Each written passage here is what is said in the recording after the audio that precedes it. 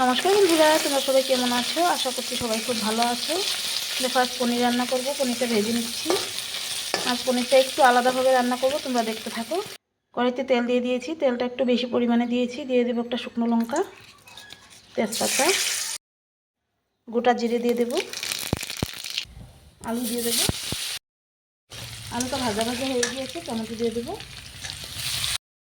অল্প গলে দিয়েছে, মশলা দিয়ে দেবো। মশলাতে রয়েছে জিরে, ধনে আর কাঁচা লঙ্কা বাটা, হলুদ, পরিমাণ মতো নুন, অল্প পরিমাণে চিনি দিয়ে দেবো।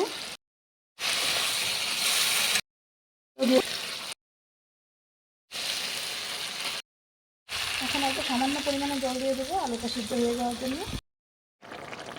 3-4টে এলাচ থেতো করে দিয়ে দেবো। দেখো বন্ধুরা, পনিরটা একদম মাখো মাখো করে রান্না করেছি। কেমন হয়েছে দেখতে তোমরা কমেন্টে বলবে।